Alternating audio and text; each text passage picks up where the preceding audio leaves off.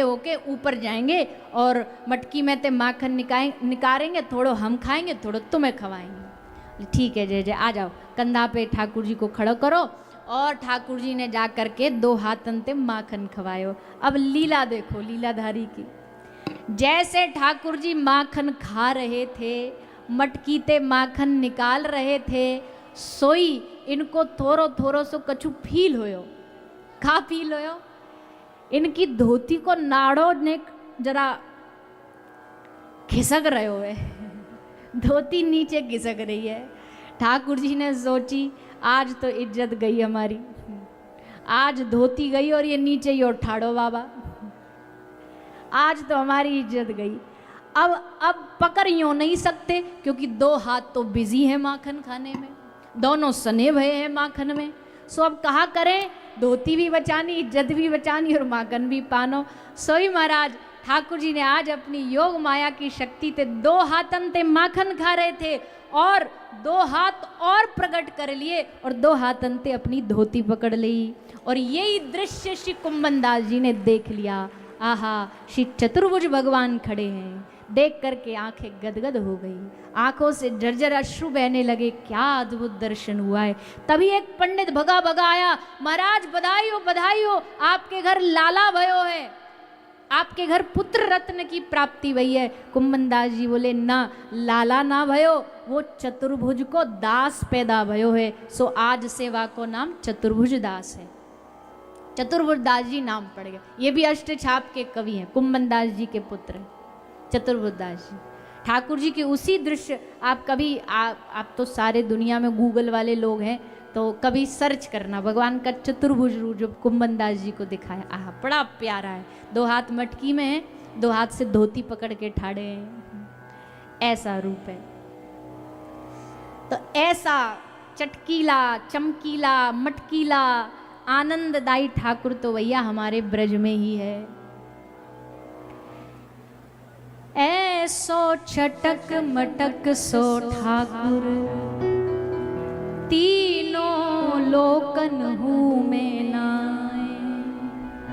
हाँ लोकन हूँ मैं नाय, तीनों लोकन हूँ मैं नाय। हाँ लोकन हूँ मैं नाय, तीनों लोकन हूँ मैं नाय। हो ऐसो छटक मटक सो ठाकुर, तीनों लोकन हूँ मैं नाय। ऐसो छटक मटक सो ठाकुर। और कैसो भैया हमारो ब्रज को ठाकुर? 3 ठोर ते टेढ़ो दिखे, 3 ठोर ते टेढ़ो दिखे। जाको नाम ही हो बांके बिहारी। बांका मतलब, भाखा मतलब टेढ़ा। त्रिभंग ललित जिनका स्वरूप है, कमर ते टेढ़े, कटी से टेढ़े, यहाँ कंठ से टेढ़े और चरणों से टेढ़े। 3 ठोर ते टेढ़ो दिखे, 3 ठोर ते टेढ़ो दिखे। नट कैसी चलगत ये सीखे, नट कैसी चलगत ये सीखे। टेढ़े नैन चलावे तीखे, टेढ़े नैन चलावे। और भैया सब देवन को देव तऊ ये ब्रज में गारी खाए। हाँ सब देवन को देव तब ये ब्रज में गारी खाए। हो ऐसो छटक मटक सो ठाकुर, तीनों लोकन हूँ मैं नाय। ऐसो छटक मटक सो ठाकुर, तीनों लोकन हूँ मैं नाय। रूप छबीलो है ब्रज सुंदर, रूप छबीलो है ब्रज सुंदर। बिना बुलाए डोले घर घर, बिना बुलाए डोले घर घर। प्रेमी ब्रज ब्रज गोपिन को चाकर, प्रेमी ब्रज गोपिन को चाकर, ऐसो वैभव वारो तऊ ये ब्रज में घेरेगा। हाँ ऐसो वैभव वारो तो ये ब्रज में घेरे, होए सो छटक मटक सो ठाकुर, तीनों लोकन हूँ मैं ना।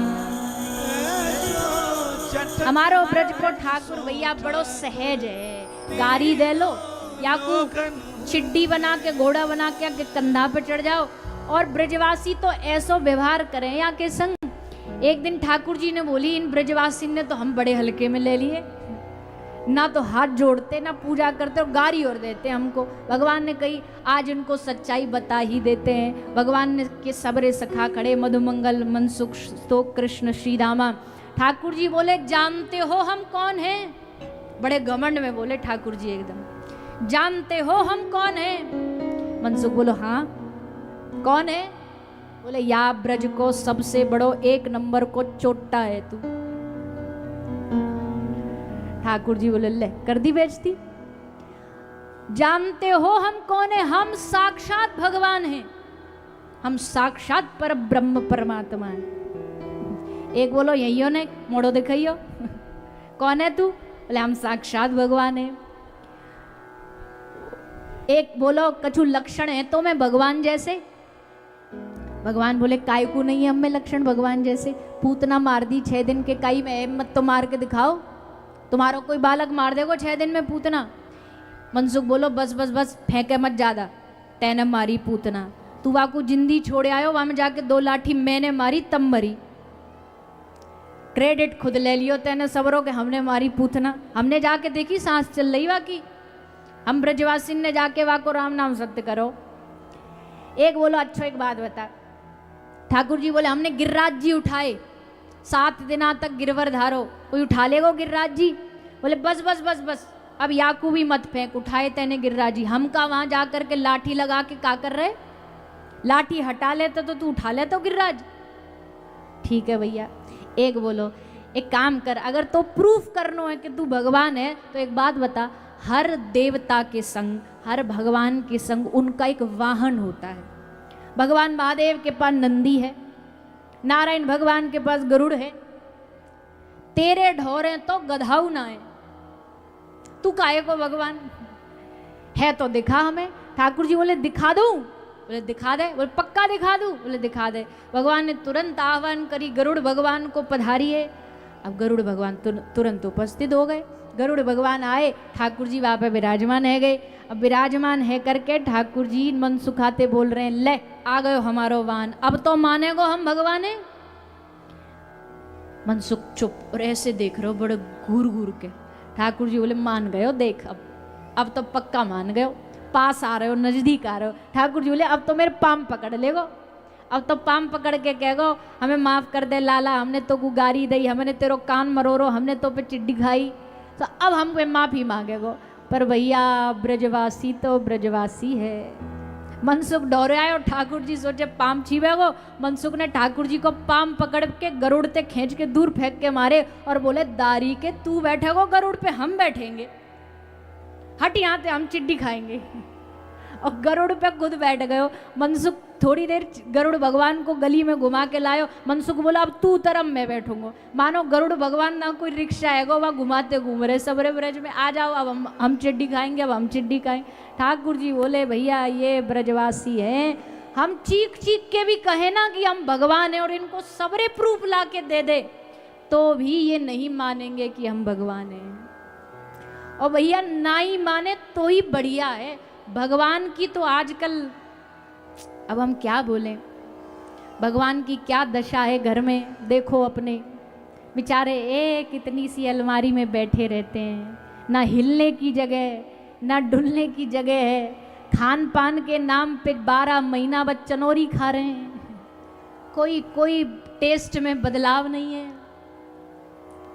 भगवान बनने से बढ़िया तो उनको अपना कोई प्रिय बना लो, जो हमने कल कहा, लाला बना लो, पिता बना लो, प्रियतम बना लो, कम से कम उनसे प्रेम तो होगा।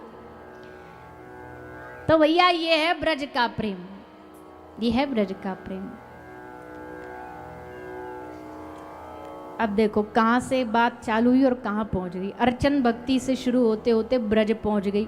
कथा हमको सुनानी थी आज द्वारिका की, ठाकुर जी ने कही ना हम तो अपनी गाड़ी आज वृंदावन लेके जाएंगे, सो मोड़ ले गए वृंदावन। जबकि कथा प्रसंग तो आज द्वारिकाधीश का होना चाहिए, पर हम ब्रज पे अटके पड़े हैं। चलो, जब ब्रज की बात चली गई है, वृंदावन की चली गई है, तो अब गाड़ी को घुमा के लाएं द्वारिका। वाते पहले एक बार वृंदावन को प्रणाम कर ले, करोगे प्रणाम? वृंदावन की धरा को प्रणाम करो सब लोग और निवेदन करो, ठाकुर जी हमने इतनी ब्रज की महिमा सुनी है आपके प्रभु के जनों से, वैष्णवों से, प्रवक्ताओं से, साधु जनों से, तो हम पे कृपा करो। आपके वृंदावन में हमारो आनो जानो रहे और कृपा है जाए, ज़्यादा कृपा बरस जाए तो सदा सर्वदा वास भी है जाए। ऐसो भाव रख के सब प्रार्थना करो। क्या प्रार्थना करोगे?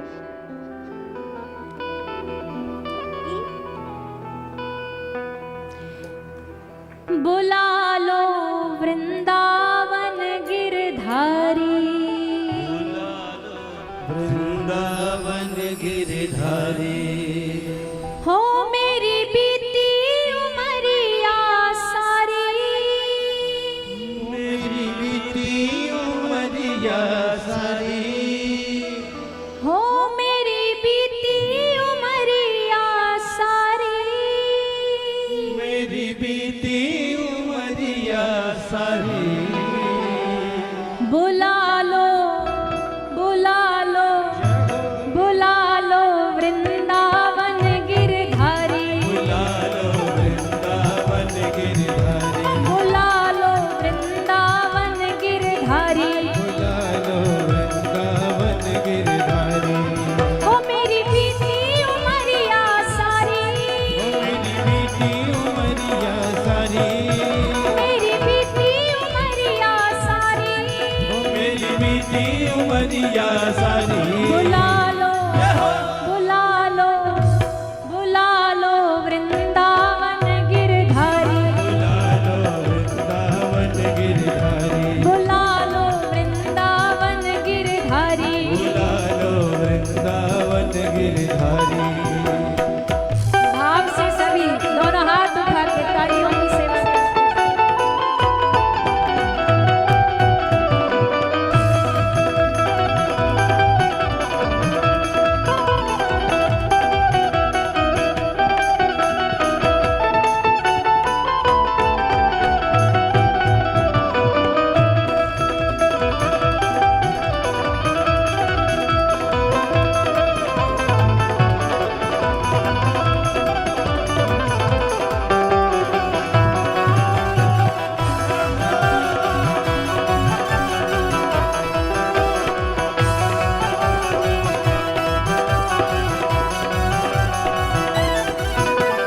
मोह ममता ने डाला घेरा, ममता ने डाला घेरा, मोह ममता ने डाला घेरा, ममता ने डाला घेरा, ना कोई सूझे रस्ता तेरा, कोई सूझे रास्ता तेरा, ना कोई सूझे रस्ता तेरा, कोई सूझे रास्ता तेरा।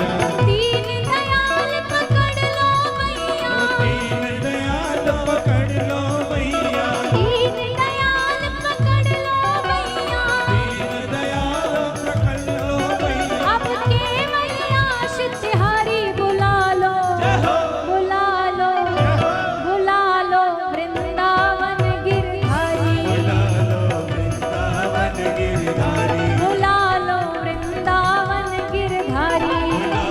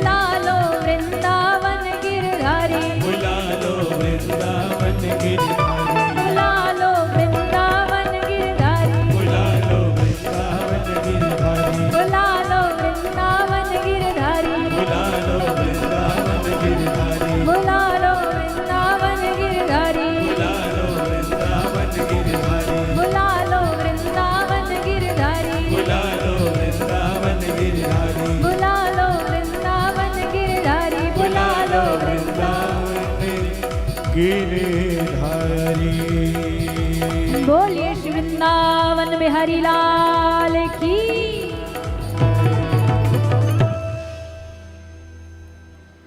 तो भैया आप सबकी प्रार्थना ठाकुर जी, किशोरी जी स्वीकार करें कि आपको ब्रज बुलाया जाए, बार बार वृंदावन आते जाते रहो, ब्रज का दर्शन करते रहो, ठाकुर जी कृपा प्राप्त करते रहो।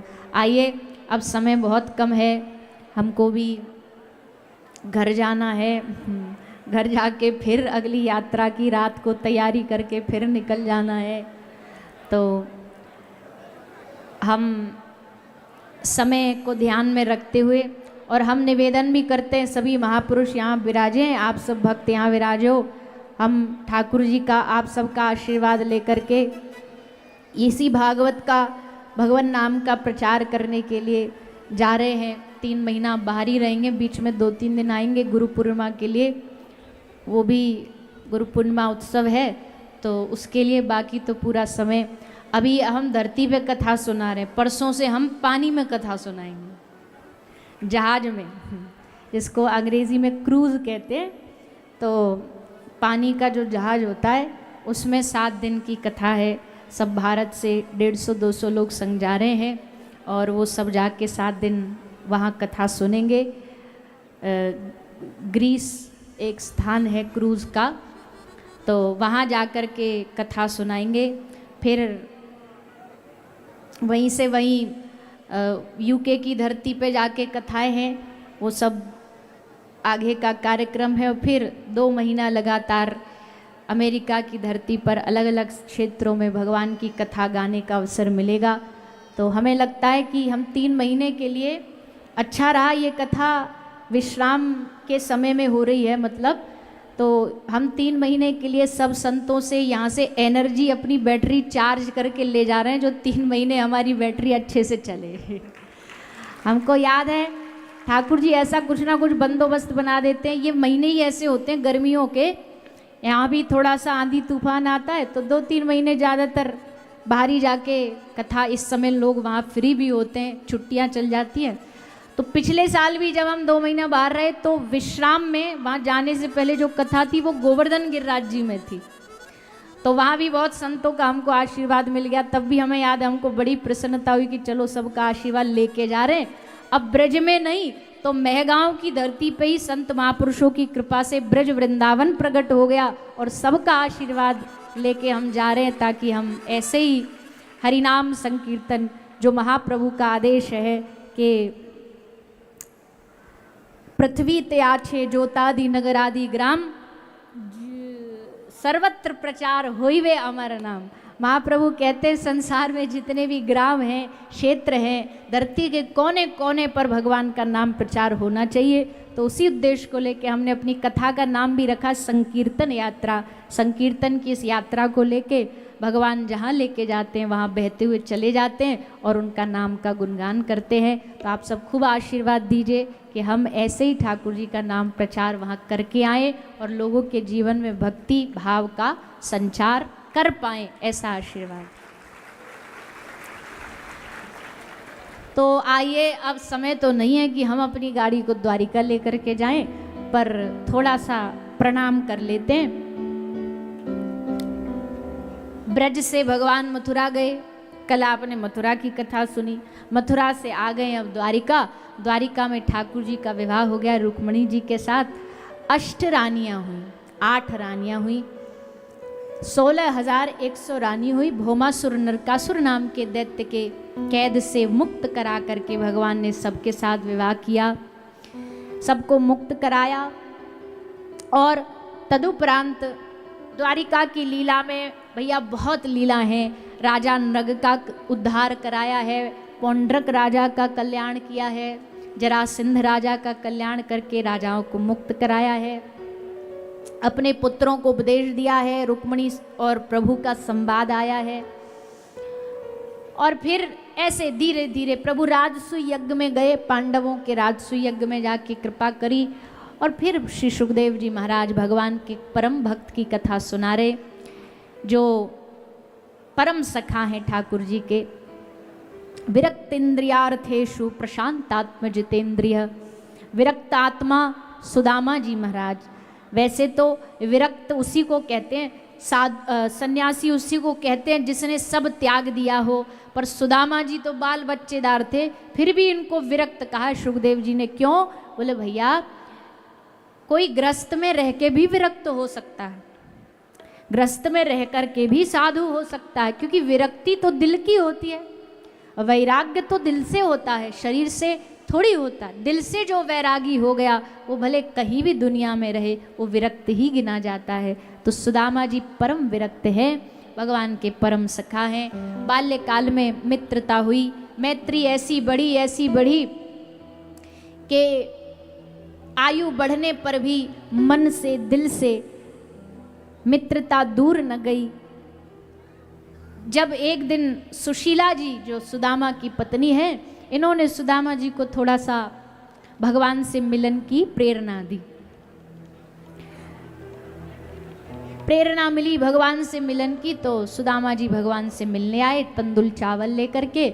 और आप सब कथा जानते हो, ठाकुर जी कैसे अपना सब वैभव भुला करके, सारी अपनी भगवत्ता सत्ता सब भुला करके नंगे पांव दौड़े दौड़े आए और सुदामा जी का स्वागत सत्कार किया। खूब रोए ठाकुर जी। तो रोए तो उससे भी हमको एक और पंक्ति याद आ रही है। कौन कहता है भगवान रोते नहीं, कौन कहता है भगवान रोते नहीं, कौन कहता है भगवान रोते नहीं, कौन कहता है भगवान रोते नहीं, तुम सुदामा के जैसे रुलाते नहीं, तुम सुदामा के जैसे रुलाते नहीं। तो भैया रो भी लेते हैं ये अगर कोई सुदामा जैसा भाव लेकर के आए। 3 जगह भागवत जी में भगवान रोए, एक तो पितामह भीष्म के स्मरण में, एक ब्रज में, ब्रज के स्मरण में कल आपने सुना उद्धव जी ने देखा, और तीसरा सुदामा जी की याद में। तो ऐसा दोनों मित्रों का सुंदर मिलन हुआ, खूब आनंद बरसा। इस प्रकार सुदामा जी के इस मिलन की कथा सुनाते हुए आगे श्री सुखदेव जी महाराज कहते हैं कि अब भगवान की जो ये पृथ्वी की यात्रा है, जो लीला है, वो विश्राम होने वाली है। भगवान ने सोचा विश्राम करने से पहले थोड़ा सा कुछ लीला करी जाए। लीला घटी। यदुवंशी बालकों ने जाम्बती पुत्र सांब ने संतों का अपमान कर दिया, और भैया साधु का अपमान पूरे वंश को तबाह कर देता है, वंश समेत नष्ट कर देता। संत अपराध से बचिए, संत अपराध से बचिए। तो संतों का अपमान किया, श्राप मिला, तुम्हारे पेट से कैसा मूसल पैदा होगा जिससे पूरा वंश आपस में लड़ेगा। वैसा ही हुआ, युद्ध हुआ। धीरे धीरे धीरे वंश के कुछ वंशज नष्ट हुए और अंत में भगवान भी प्रभास क्षेत्र में गए। प्रभास क्षेत्र में जाकर के उद्धव जी को उपदेश देते हुए, तत्वों का ज्ञान कराते हुए विमान पर विराजमान होकर के अपने धाम की ओर प्रस्थान करते हैं। अदृश्य हो गए भगवान। किसी ने सोचा वैकुंठ गए, किसी ने सोचा कहीं किसी दूसरी भूमि पर गए, पर कहाँ गए? बोले ठाकुर जी अदृश्य हुए और आकर के इसी भागवत जी में विराजमान हो गए। भागवत जी भगवान का प्रत्यक्ष स्वरूप है, इसलिए भागवत में कलयुग में साक्षात श्री हरि हमारे सामने विराजमान है, ऐसा भाव व्यक्त किया। 5 गीत भागवत के 10वें स्कंद में है। 2 गीत एकादश द्वादश स्कंद जो है एल गीत भिक्षु गीत, उसका वर्णन किया गया है। भागवत में 7 गीत हैं, उनका वर्णन किया गया। भगवान दत्तात्रेय की कथा आई। 24 जिन्होंने शिक्षा गुरु बनाए, क्योंकि दीक्षा तो एक से ही होती है पर शिक्षा कितनों से भी ली जा सकती है, उनकी कथा आती है। और फिर श्री सुखदेव जी महाराज धीरे धीरे समय देखते हुए तक्षक का आगमन होना निश्चित है, इसलिए परीक्षित राजा को आशीर्वाद देकर के वहाँ से विदा लेते हैं। श्री सुखदेव जी की विदाई होती है। बोलिए श्री सुखदेव जी महाराज की। जो पाना था पा लिया राजा परीक्षित ने 7 दिन में, अब तो बस डूबना है। मन चित्त आत्मा सब भगवत चरणों में मिला दी। तक्षक तो नाम का डसने आया, परीक्षित जी तो पहले ही भगवत तत्व में लीन हो गए। भागवत श्रवण करके राजा परीक्षित का कल्याण हुआ। बोलिए श्री परीक्षित जी महाराज की, श्रीमद् भागवत महापुराण की।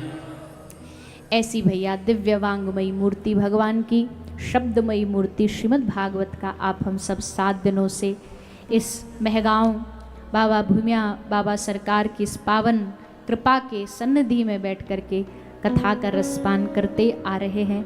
अब कथा विश्राम की ओर बढ़ रही है। देखो वैसे तो वाणी क्या ही किसी का धन्यवाद देगी, पर परंपरा को निभाते हुए सबसे पहले तो इस कथा में पूरा तन मन धन आज से नहीं, जब से कथा निश्चित हुई, जब से कथा का आयोजन होने वाला है, ये जब से निश्चित हुआ तब से ही महाराज श्री और उनका पूरा जो परिकर है, सब लोग, उनकी जो टीम है, वो सब इस कथा के प्रचार प्रसार में जुड़े हुए थे। अनेकानेक प्रकार से इस कथा की सूचना लोगों तक पहुंचाने का प्रयास किया और सूचना पहुंची भी। आज उसका परिणाम है कि आप सब इतनी बड़ी उपस्थिति में यहाँ विराजमान हो। इसलिए सबसे पहले पूज्य महाराज श्री की जितने भी परिकर हैं, जो भी टीम है, उस पूरे परिकरों के लिए एक बार जोरदार करतल ध्वनि से अभिनंदन।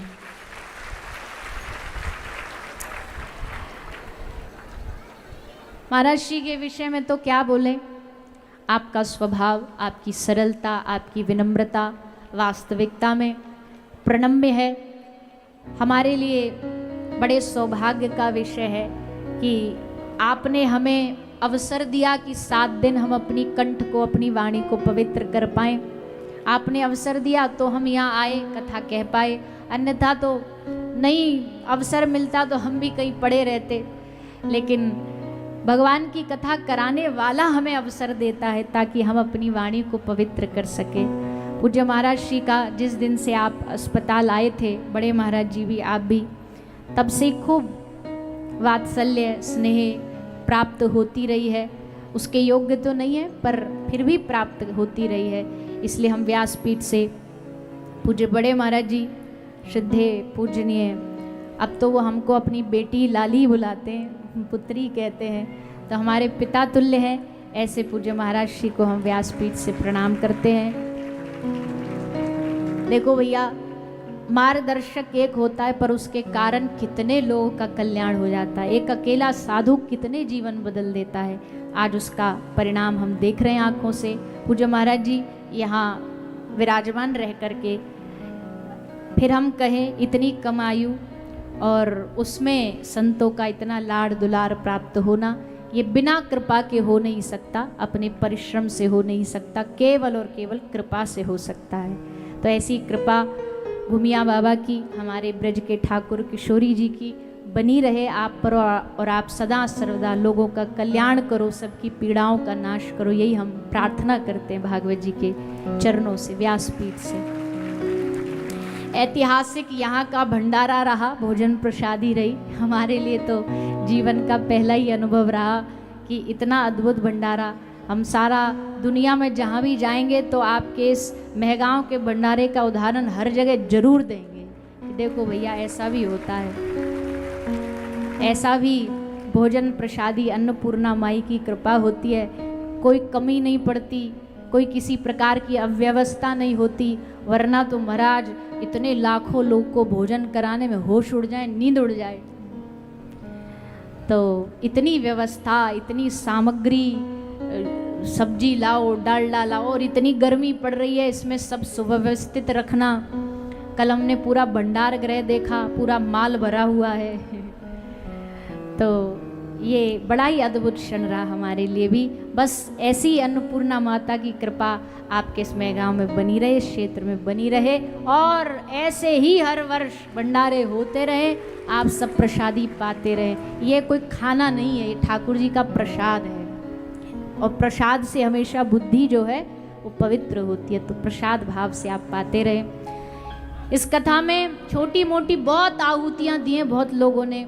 सबसे पहले तो जितने भी संत महापुरुष यहाँ पधारे 7 दिनों में अलग अलग समय में, हम सबको व्यासपीठ से प्रणाम भी करते हैं और साथ साथ में क्षमा भी निवेदन करते हैं। बालक बुद्धि है, हो सकता है कभी कोई उचित अनुचित शब्दावली निकल गई हो, कुछ भाव निकल गया हो, तो हम सभी के चरणों में व्यासपीठ की ओर से चरणों में प्रणति निवेदित करते हुए क्षमा याचना मांगते हैं। कोई भी भूल हुई हो तो बालक समझ करके क्षमा प्रदान करें। साथ ही साथ इस कथा में टेंट, माइक, लाइट, जल